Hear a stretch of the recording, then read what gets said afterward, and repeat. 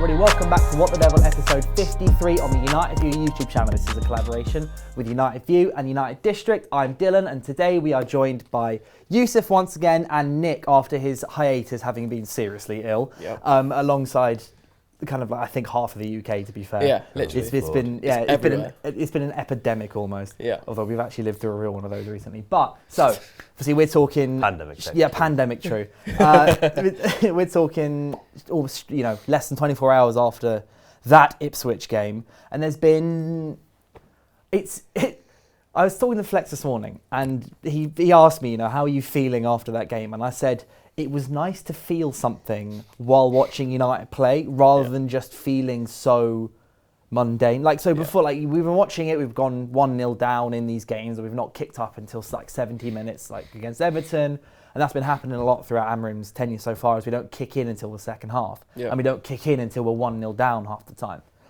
But against Ipswich, obviously we went 1-0 down, and then we replied 2-1 up within 25, 30 minutes of everything, and it was sweet, cool, right? We have a lead in the first half for the first time in whatever. Dogu gets sent off, they score just before half time, and you're like, classic. Yeah. And then we score straight beginning of the second half, and the rest of the game, 10 men, and it was just us fighting. I felt something, which is the first time I think in a while that it wasn't a great feeling. I was sat there just with pure anxiety going through my veins, going, we could concede at any moment. I don't trust any of our players. We can't score. Xerxes, the striker playing on the left-hand side, he was great, but he was quite a lot on the left-hand side. Obviously, we had 10 men and all that.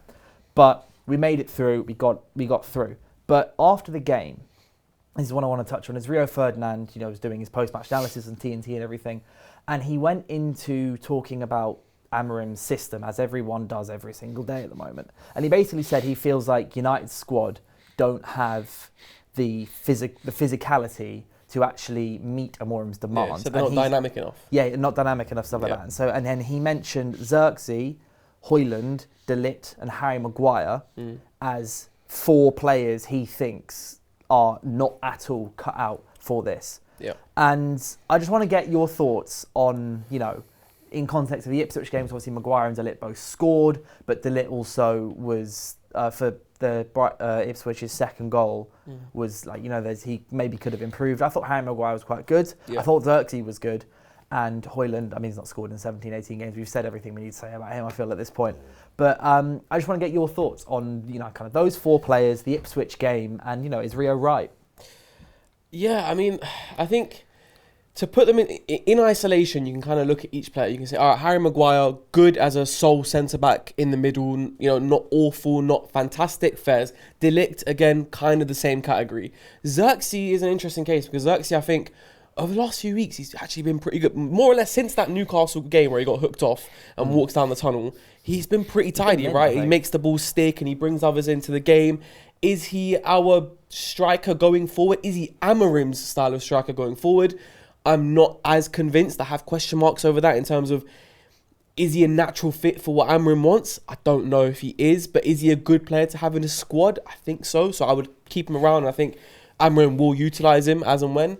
Hojlund's an interesting one because Hojlund, actually, I think physically he's got the right attributes to be a quote-unquote Amorim striker. He's not that dissimilar to Gyökeres, right? And we all know how successful Gyökeres was at Sporting. So with Hojlund, I don't think it's a physical or dynamic problem that he's got at the moment, but it's just his confidence, his ability to bring others into the game, his ability to make the ball stick. We're not getting the best out of Hojlund right now. I think you need to get Hojlund running into channels a hell of a lot more than he is right now because that is what he's good at. And actually, I think that's why we saw positive sparks out of him under Erik Ten Hag because Ten Hag's system was so transitional. It was up and down the pitch. And when you get Hojlund's strength and pace on the transition, that works really well. We're not seeing that from Hojlund right now because everything is quite slow build-up. And that's why Xerxes is doing better right now. So, I don't know. I think you could have 1 or 2 of those in and around the squad and have the rest of the team that is a lot more dynamic and then it could work.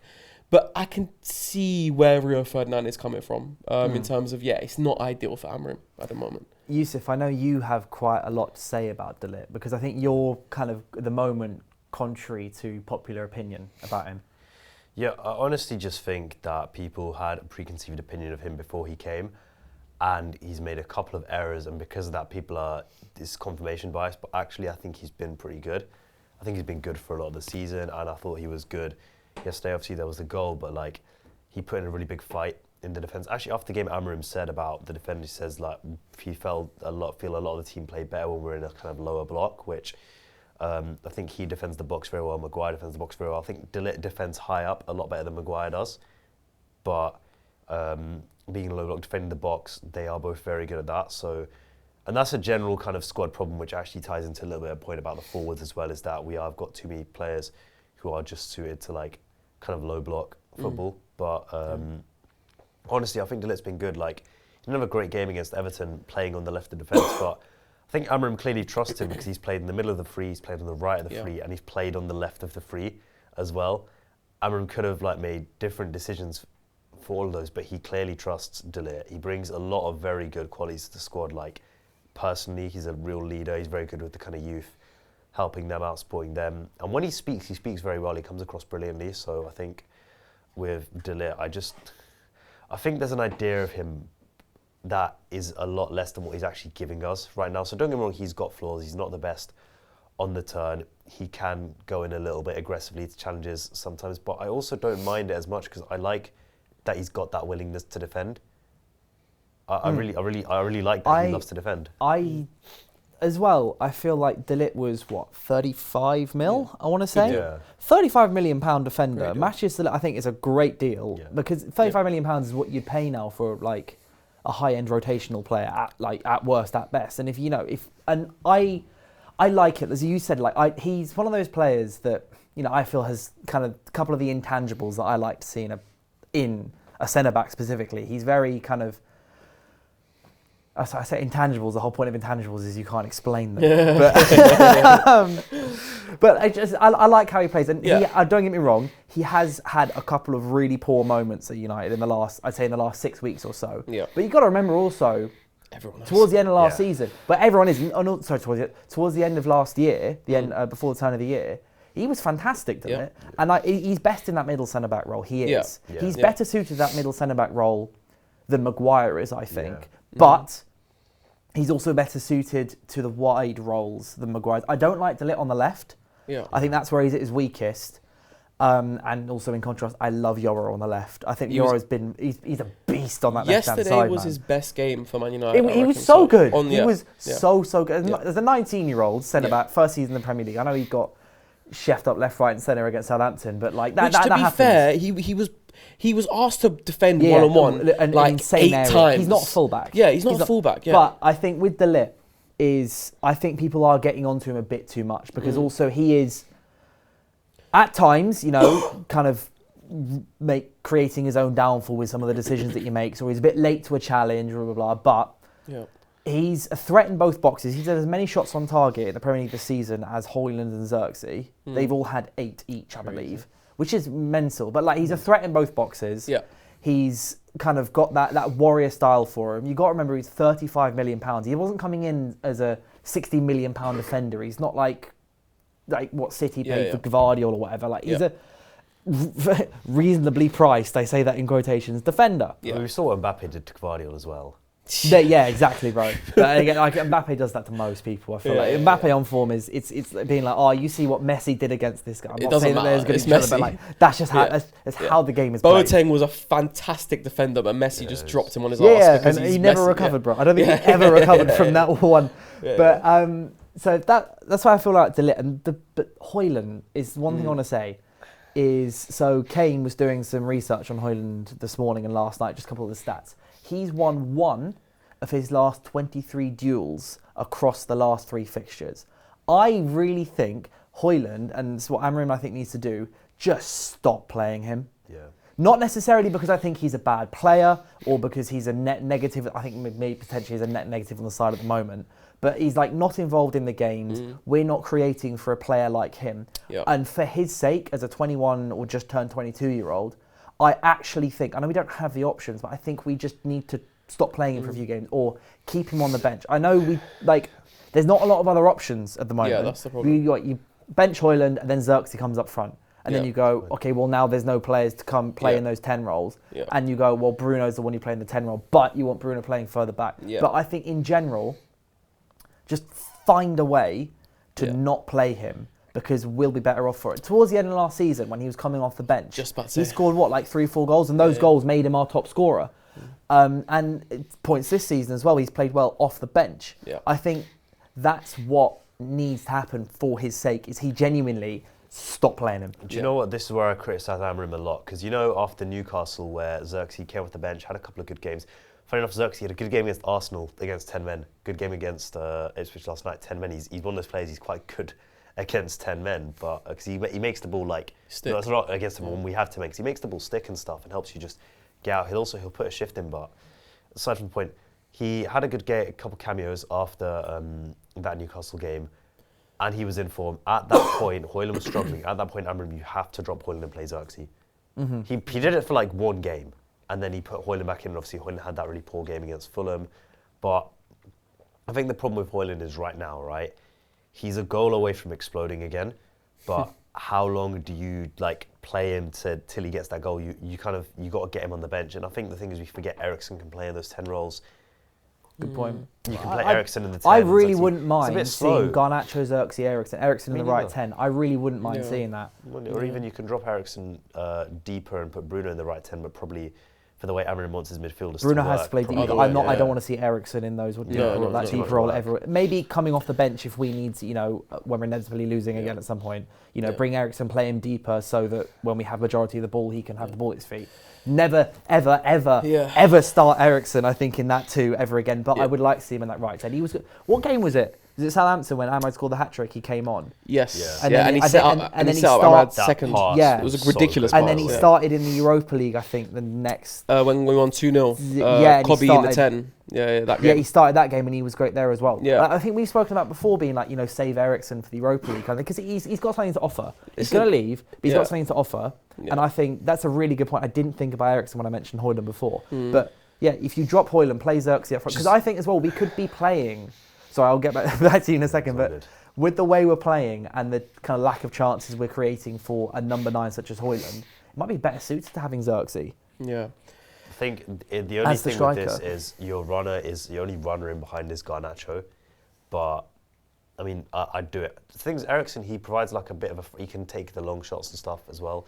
Yeah. Right now, we're honestly probably more likely to score from an Eriksen long shot than finding someone. He's got in it the in box. his locker, bro. We've seen him many times. Yeah. The thing is, like you just said about Garnacho being the only one to run in behind if Hojlund isn't playing. The thing is, Hojlund's not really running in behind a lot anyway, and secondly, we're not trying to find him running in behind anyway. The slow build up means that space isn't there anyway, so that kind of doesn't matter. The thing is with Hojlund, look, even like you just said earlier, towards the end of last season when he was coming on as a sub, he was doing well. That also tells us that towards the end of the season, Erik ten Hag looked at his squad and thought, I would rather start Scott McTominay because I think McTominay will have more of an effect on the game than Hojlund. Ultimately, right now, Hojlund's having very to no effect on any game that he plays. He's really his confidence is just. It's on the floor. It's on the floor. We're talking now. Is it 17 games that he hasn't scored? Am I right? Something like that. 16 or 17 games. Yeah. I think the last time he scored was Victoria Pilsen. It might be 17 now. Yeah, it was. It was his price. Yeah, Victoria Pilsen away in the Europa League. So his confidence is on the floor. And the thing is about Rasmus Hojlund, ultimately, Rasmus Hojlund should have been a 30 to 35 million pound signing who comes in, you give him the number 20 something, not the number 9. He does not become your sole striker. He does not become. It was 11 first. Yeah, 11 because Martial. 11 and 9 in 2 years. He's had 2 huge numbers, right? So then obviously Martial goes, he takes the 9. That level of responsibility should not have been put on his shoulders because he's not at the races yet. He's not that striker. Can he become that striker?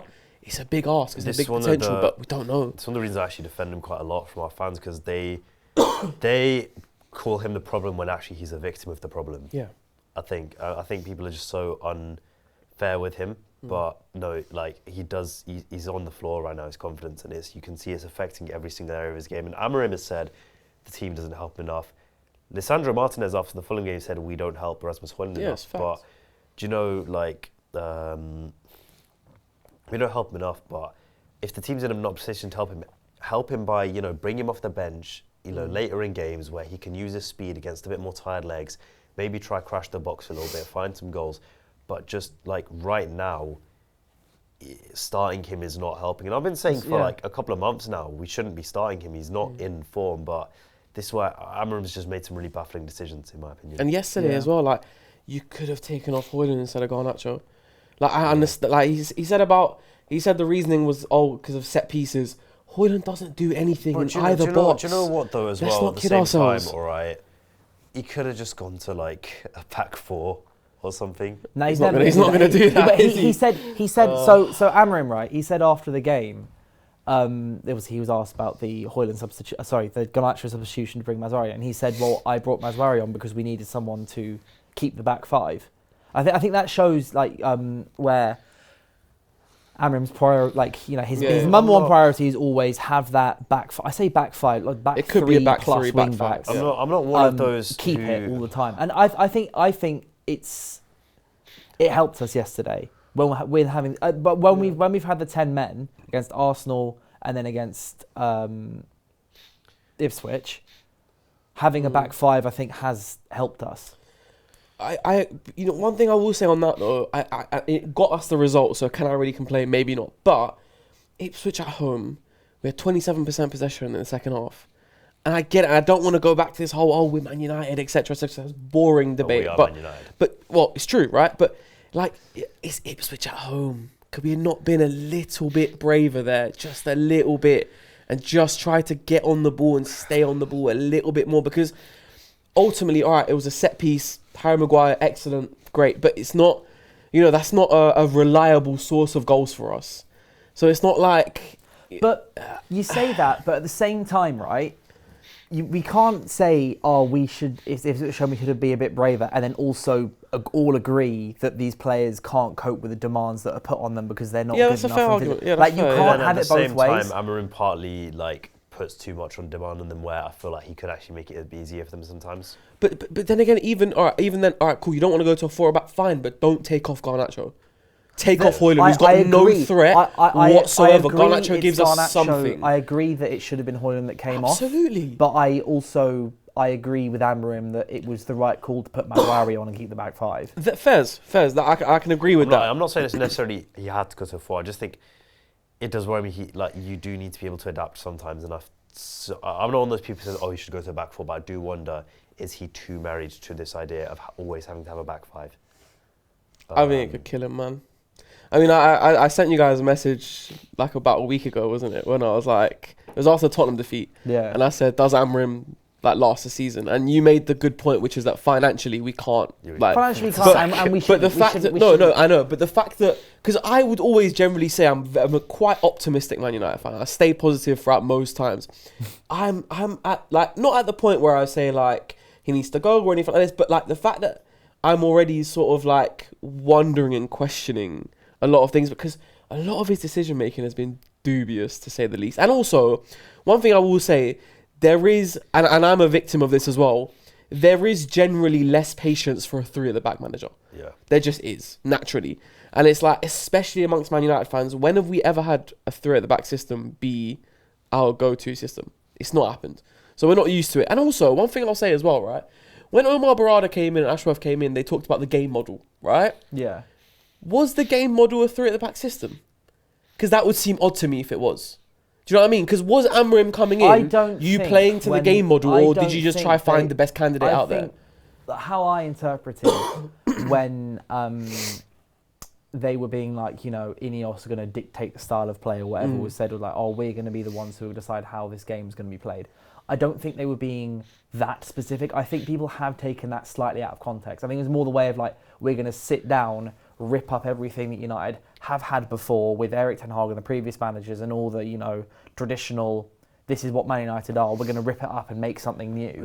But I don't necessarily think they were saying they already had that new thing in their mind. Nice do play a back 3 as well. I will point that out. Oh, do they? Yeah, Nice play back 3. Oh, I didn't know that. But also, just on the other thing you said about Amorim is, he's made some bad decisions, but these are decisions that you normally make and find out. I know I bang out about this. You find this stuff out in the summer, right? Yeah. When you've got 6 to 8 weeks with your squad before the Premier League season kicks off. he said, "Don't bring me in," right? Yeah, he literally said, "I don't want to come in right now," and they were like, "Well, you're doing it now or never," and so he was like, "Fine, I have to do this." He has almost. I don't want to say he's got no choice but to make these mistakes, but it feels like these mistakes. I agree. Some of the decisions have been wrong, right? Yeah. But it's because he can't make them anywhere else. Because there's nowhere else to make them. Huh? It's the learning phase almost. All right. Exactly. Okay. It's fair. phase. And I get that. But tell me your head was not spinning when Dogu started on the right and Dalot started on the left. Oh, no. It was one match. And Fairs, he corrected it. Yeah. But my head was spun at that point. Because there is no tactical, and you know what, I'm so sick of talking about systems and tactics, I really am. But there is no tactical sense in playing Dogu on the right. Let the ball as ball. No. In no way am I absolving Amorim of some of the decisions he's made. For example, when we played Leicester in the FA Cup and Maswari started on the left and Dora on the right, there's the two centre-backs. I was like, why? And then he switched them at half-time. He switched them at half-time and both of them looked better, right? He played 45 minutes of Dogu on the right and he was like, I mean, I don't know if he was or wasn't, but, you know, took Dogu off at half-time, switched it around and since then he has to make these mistakes. Yeah. Also as well, he's 40. He's a young manager. Yeah, so this is my other thing as well. Like, me saying what I'm saying and me questioning a lot of his decisions is not me trying to attack him, because ultimately he has been thrown into probably the worst Man United side. No, easily the worst Man United side of my lifetime. It's the worst Man United club. Yeah, what do you mean? In terms of like, it's the worst the whole club has been. Well, since Sir Alex. Oh right, yeah, since Sir Alex. As in like since Man United became the Man United that we know and love. Yeah, it's the worst it's been. In fact, he's been thrown into it, and I feel for him, but. My things isn't trying to attack him. I'm just trying to question the scenario as a whole. Like you just said, he's a 40-year-old coach, right? The Premier League ultimately have the best coaches in the world. So he's up against the best. How has he handled being up against the best so far? Because Glasner, I think, outdid him at Old Trafford. Glasner did him at his own game. Yeah, he did. Because he played a three at the back system, but it was a lot more direct, a lot more transitional. We couldn't get out because they were in our faces during the build-up, etc., etc. So I just... And also, ultimately, all right, the summer comes and he has more time, and that's fair. But how many first-team starters are we going to be able to bring in? Also, can I just say, Copy up front was so funny. Yeah, that was... Yeah, that was bad. He has made some... That was shite decisions. That was one of those ones where you just got to be like, okay, bro, what are you doing? Yeah, no. I agree. I'm not saying. I want to say this to obviously everyone watching. I'm not sat here being like Marcel and Ten Hag or anything. Like, I'm well aware that this guy has been making some bad decisions, but I feel like these decisions are coming as a consequence of the fact that he doesn't like. So he can't do 2 games in training where Cobby plays up front and he sees what happens. He can only do it in the actual game and he goes, crap, that wasn't good. And then he changed it at half time. Again, that's what I'm saying. He's making these decisions and he is changing them. He's not sat there going, I've made this decision, we're playing for a month with Cobby Mainoo up front. Like, he is changing this stuff. He also, but he's also making the decisions. The games are almost like training for him. Yeah, they are. Yeah, well, they are. He said this. And Dalot said it last week or a couple of weeks ago. Dalot did a sit down with a load of United players. And he was like, he's training us in games. Yeah, it's true. Because we have to. Yeah, it's true. He's in a shit situation. He's in a really, really shit situation. And this goes back to the point I was making before the pod off camera, where we were talking about this narrative going around recently about United not being pressured. They're saying, Man United are 15th. They were like, what pressure? Playing for Man United. I'm like, mate, why do you think we're 15th? Because all of that pressure is starting to we're starting to collapse under it. And we see young, talented players like Rasmus Hojlund and Alejandro Garnacho suffering from that pressure. We're seeing more experienced, quality footballers suffering that pressure. I mean, look at that, obviously Rio said last night, look at that Roy Keane rant this morning, which we watched before this pod and we were talking about, going in on Bruno Fernandez that aggressively. Bruno's been good recently. Bruno has been the guy who's not hiding. He's the guy who's stepping up and actually saying, right, if no one else is going to do it, I'm at least going to try and do it. I can't stand anyone who doesn't go. If you genuinely watch Manchester United week in, week out and want to sit there and the man you want to attack and criticise is Bruno Fernandez, wash your face, give your head a wobble and rethink what you think about Man United. Because come on, what are we doing here? Honestly, Roy Keane, what are we actually doing here? With this, you mentioned the whole kind of criticism thing. There's no way players don't see it and stuff, right? And if you've got a club legend, I think not necessarily. I'm not saying Roy Keane would need to shut up completely, but Roy Keane needs to tone stuff down, especially criticising Bruno Fernandes. You even got Mark Goldbridge. You see it on Twitter, he's been. What's he saying? He's been like he was basically being like scoffing at Bruno Fernandez getting back-to-back Man of the Match awards. Like, Bruno Fernandez changed the game completely against Everton. He's got our last 6 goals. That's what I was going to say. Our last 6 goals have all been from Bruno Fernandez set piece situations. Is this how Arsenal feel? Huh? This is how Arsenal feel. This is no, because they've been in title challenges. Yeah. No. Arsenal fans feel alright, I think, compared to us. Was this how they felt about, like, say, Ozil or like something like that back in the day? Yeah, I know you're talking about set pieces. But this is how they must have felt like when like Chelsea fans watching Eden Hazard, right? And you got like Arsenal fans watching Sanchez. At least they were still good. At least they were still good. At least it meant like so. Roy Keane's basically he's banging on about what's Bruno Fernandez saving United from their 15th? I'm like relegation, bro. Yeah, but relegation. Him and also before he got injured, Ahmad. Like we were actually starting to look. I think no one's really mentioned this. We were starting to look like a half decent functioning team before Martinez and Ahmad both got taken from us. Say taken from us like they've been shot. But performances were a bit up and down, but results were coming in. Yeah. We'd won like 5 of our last 6. We'd won like pretty much all games bar 1 in January. And then Martinez goes against Palace. I mean, we were losing that Palace game anyway. Martinez goes against Palace, and Ahmad goes a few weeks later, and we're back in disarray again. I feel like that isn't being talked about enough, that we actually did, at least, we're grinding out results in a way. And stuff like that impacts the forwards as well, because one of the reasons the forwards are struggling is because the base, the build-up is not there, the structure's not there. I was actually having, you know what I'm like, right? I was having to think about this yesterday, completely randomly. I was going for all the strikers basically since Martial came in, right? You go through them. Martial and Rashford did well under Van Gaal when we had that really strong base, that really strong structure and possession. The build-up was on point. Okay, the player quality was not quite there. The style of play was a little bit slow, partly down to player quality, but they had that base supporting them. They did well as young strikers. Obviously inconsistencies, but they had it. Zlatan came in, completely different, like, change system. Really good possession players in Pogba, Herrera, Mata, Rooney was a midfielder at this point, these kind of players. But Zlatan had the experience and the know-how to circumvent those kind of issues.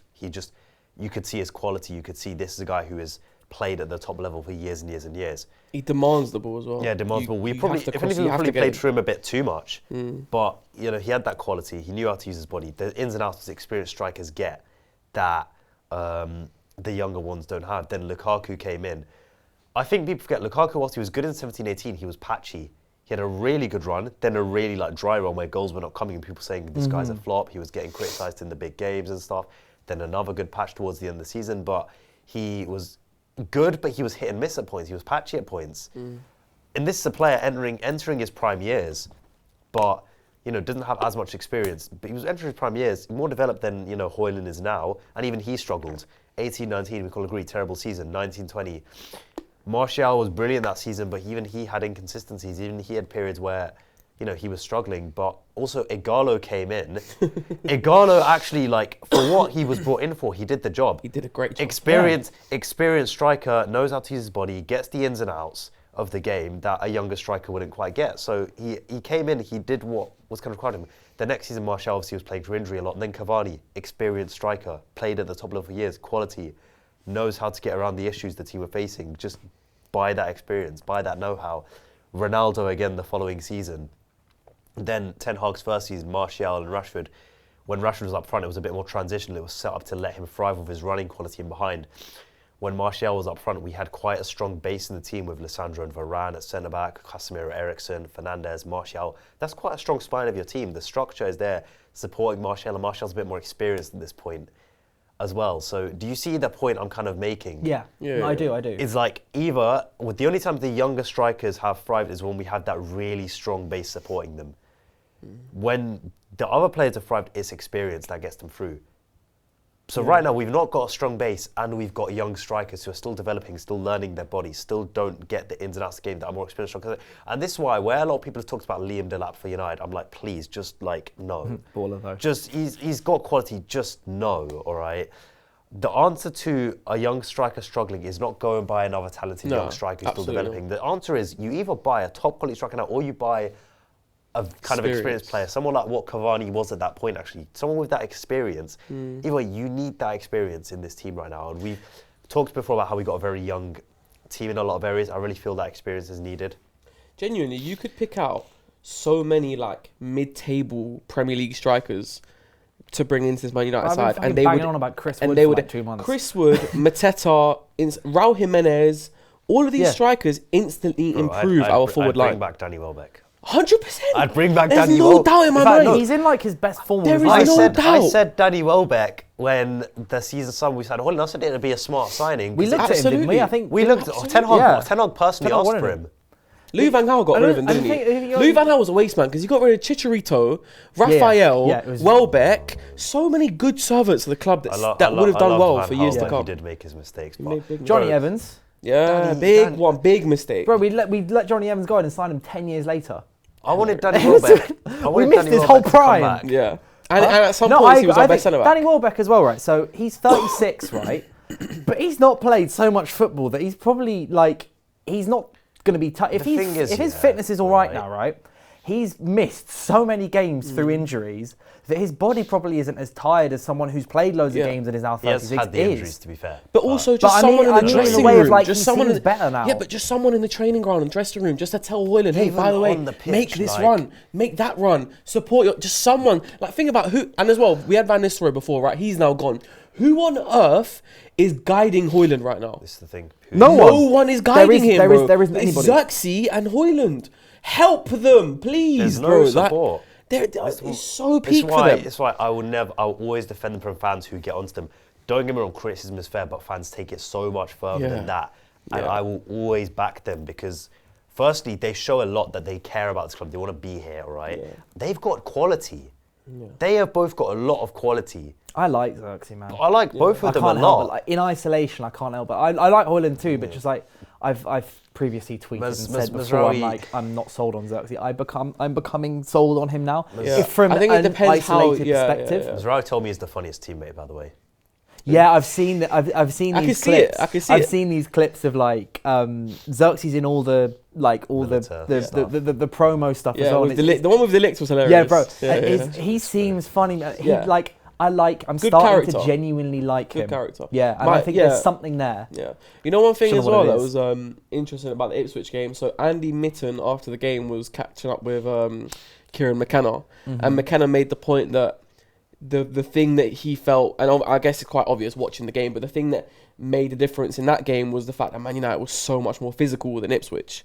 So that's a good sign. It's good to hear an opposing manager say that about us. Team in the league. Yeah, I was going to say. So that needs to now happen against the Every better game, clubs yeah. because Ipswich are not a physical side. They're a championship side. Yeah. They're going to go right back down. But it's a positive to hear that, even if it is from a relegated championship side. But like something we need to keep working on, I keep working thought on. And Xerxes brings a bit. Of that, in doesn't he? terms of physicality, I thought we were pretty okay in the FA Cup against Arsenal. Well, the thing is, you had in the second half, when we needed to be, sorry, I'll give you back in a second. In the second half, when we needed to be, once Diogo Dalot came off, and we were just basically Sent off.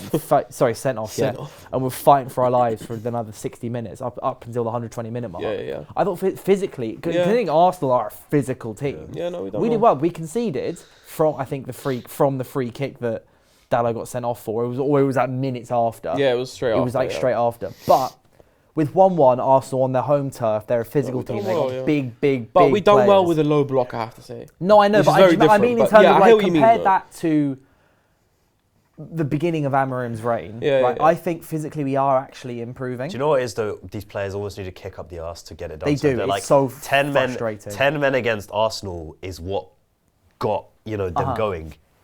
10 men. We needed to go 10 men against Arsenal to physically Well, we always need something. compete. Yeah, we This is the problem. always Yeah, Like, always need this is something. why, right? I think we've kind of all in agreement. Europa's our season, and we all think we can do well in Europa because I don't.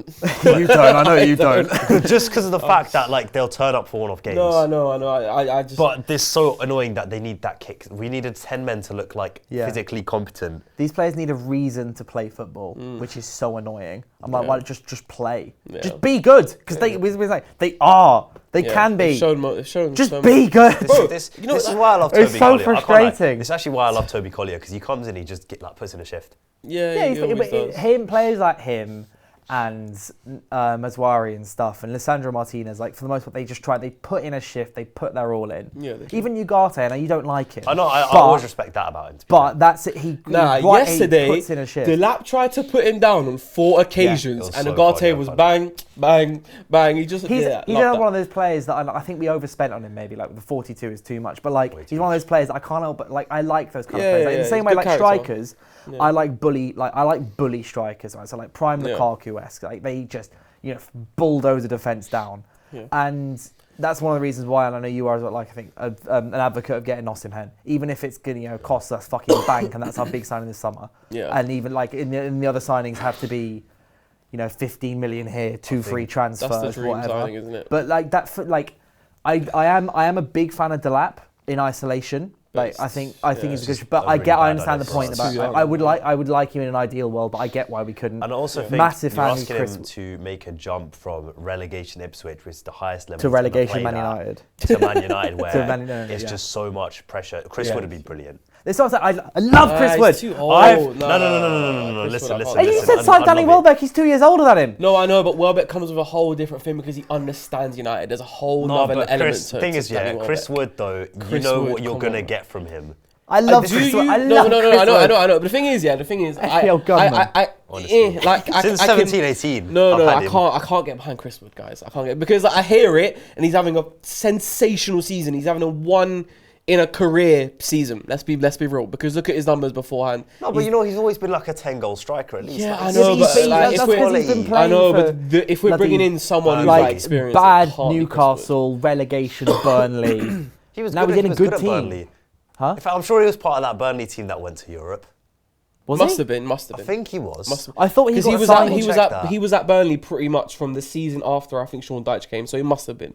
But I thought he got taken from Burnley like mid-season to sign for someone else, didn't he? Maybe. Might have been stupid. But either way, no, I can't get behind that. But you would get behind Welbeck. Welbeck because like I said before, he was there when we were good. That brings a whole other element. And also, do you think you'd trust Welbeck more to continue being good rather than trust? The thing is, right?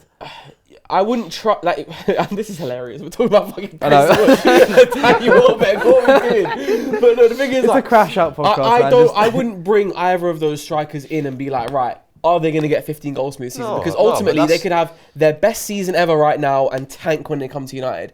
But I just want experience, a bit of know-how, a bit of someone to tell Hojlund, stop making this run, stop wrestling my man who's way heavier and stronger than you, run into the channels and demand the ball to be played into there. This is exactly. I'm not asking him. I don't necessarily want a player to come in and set the world on fire. I want a player to come in and just add some experience and know what you're going to get. If Danny Welbeck comes in, you know when he starts, he's not going to start every game. So and that takes pressure off Hojlund as well, relieves a bit of load from him. When Danny Welbeck starts, you know he is going to pin his centre-back. You know he's going to hold the ball up. You know he's going to be able to bring someone into play. You know he's going to win the ball in the air. You know he's going to get into good spaces and, he'll score a few goals here and there. He's not going to score more than 10 or whatever, probably. But you know what you're going to get from him. And that's I go back to the point of Igalo. And Igalo, you knew what you were going to get. And that's why a lot of people actually quite liked him. We're so finished. Do you remember his goal against, what was it, Lauk?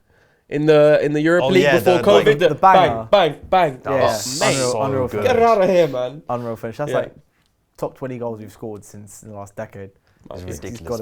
Great goal. I want How are we talking about these players? What are we doing? What are we doing? Should we get back to Garnacho and Amorim? We need experience. Let's go back to our current players as well. As depressing as that is. That's it. Yeah. I'd rather talk about Igalo. I can't lie. He's past it. Is he still playing? Yes, is he in China? Saudi. Oh, Saudi. Saudi, okay. Yeah. But so Garnacho came off after 43 minutes, which we agree was maybe not the right decision when you had Hojlund, who was available to come off as well. But Garnacho, I think, completely overdid it. Yeah. Man. So he walked past, he comes off, and then he walks past, maybe, I don't know if he even acknowledged Amorim or not. He did. And then walks off. Yeah. Did he come out for the second half? So I was listening to The Athletic today, Laurie Whitwell, and he didn't even know if Garnacho came back out. I can't remember if he was on the bench or not. I presume he did, because if he didn't, that's it would be talked about. To stay in. Yeah. Because he went off. theorising here. He may have gone off because it was basically half-time anyway. Yeah, right? but that's also a reason why not to. Give it 2 minutes and you're going in anyway. Yeah, no, I think he did completely overdo that. I understand why he was annoyed, the social media post afterwards of him looking sad. I'm like, but we won. And also as well, when I think did Hojlund get booked right before half time? Yeah. On the district account, we follow his brother. Right. Garnacho comes off. Garnacho's brother. Yeah, Garnacho's brother, sorry. Garnacho comes off, and then I tweet like a minute later, Hojlund yellow card, and then I get a notification of just his brother had replied with just the fire emoji. He then deleted it immediately, right? But I'm just like, what? Yeah. They've got to take social media away from his brother. I can't. Yeah, his brother's trying, isn't it? They got to do. I can't. But just like in general, it's just like, yeah. I think the stuff like that. Xerxes came off, and then he went to the tunnel. He came back. He looked sad, whatever, and he's come back, and he's now like playing well, as we've said. Garnacho just like you saw the coverage that Xerxes got walking off early, right? And that was because maybe Xerxes was playing badly. Garnacho, you've come off as an unfortunate consequence. It's not your fault.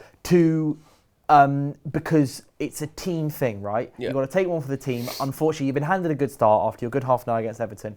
I'm so sorry, lad, but you've got to come off because this is what the boss thinks. Because for the sake of the team, you should come off. And it was vindicated because we won, right? So and we won in the end, but we did concede immediately from that flank he was playing on as soon as he came off.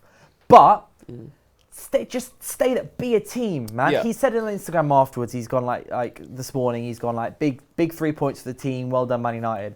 Just be a team player, man. Yeah, especially now at all times. Be a team player. I think he is a little bit individualistic at times, which is his problem. But also, I will always say I like that he's willing to take responsibility, and I think a lot of it comes from the fact he is genuinely frustrated at how bad we are. Yeah.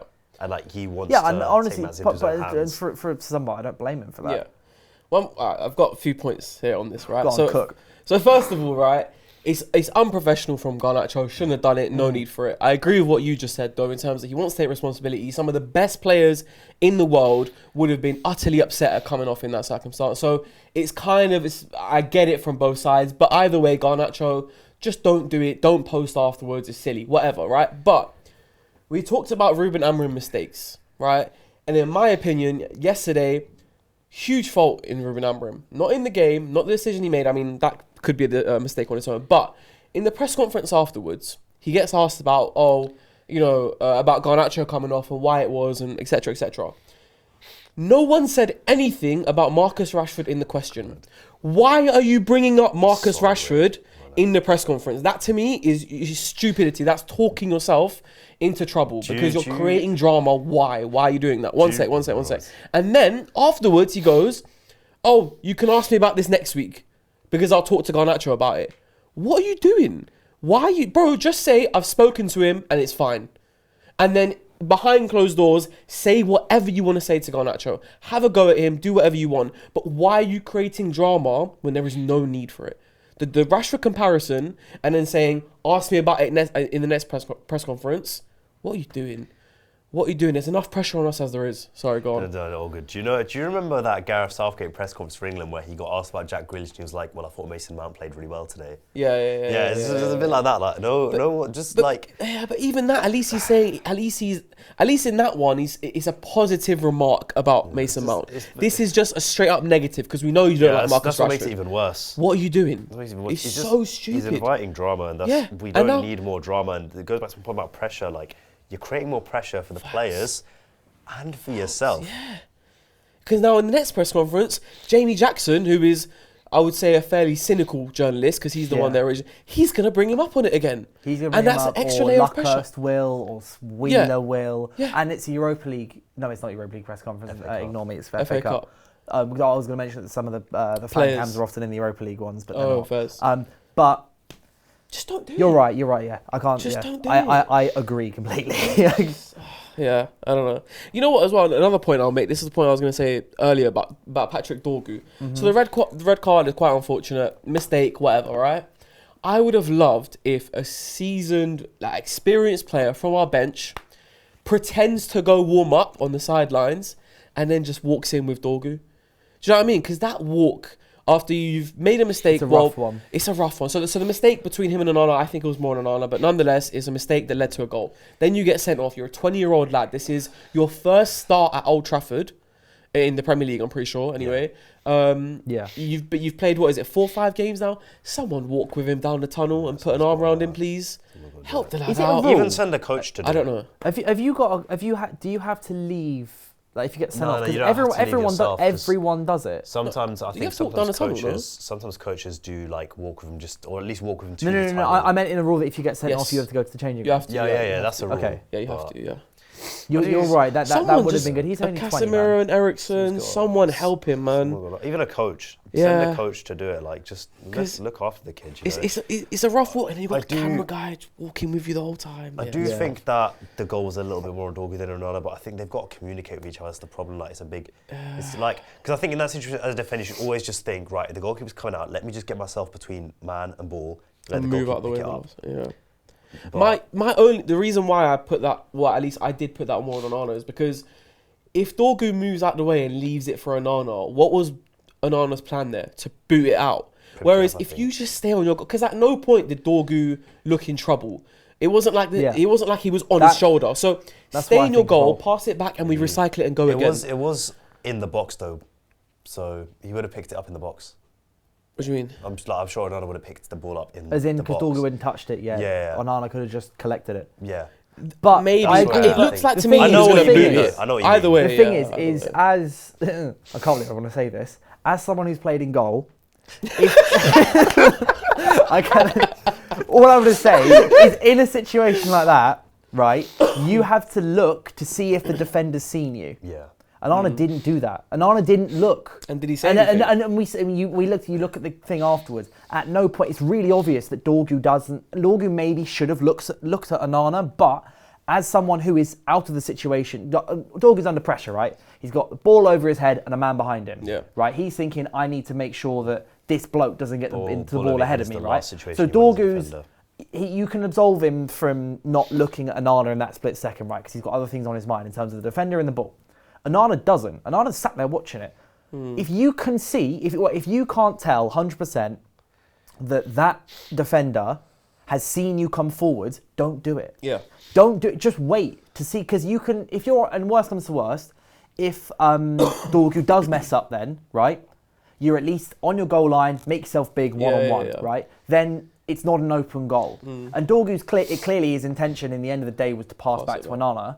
And right? also, has Onana like screamed at him? No, Yeah, He's there's got- got to I be don't think communication. anything had happened. And so, as much as yes, Dogu maybe should have looked at Onana or maybe should have understood it, it was not the first thing on Dorgu's mind, because it can't be right, but it can be the first thing on Onana's mind, and it wasn't. Yeah. That's why I think Onana, I'm saying Do you think- Dorgu's not done anything too wrong here. I do think as well, Onana is, weirdly for a guy who's so outwardly confident, he loses confidence in goal. Like when when his mistakes come, they come in like Batches. batches. It's Like like the opposite of Hojlund. weird. Like When Hojlund scores one goal, he scores, he like scores 50. 10. When Garnacho makes one mistake, he makes about 50. Yeah, it's like his confidence is like he'll make a mistake and his confidence will go, and then he'll start making more and more and more mistakes. Yeah. Yeah.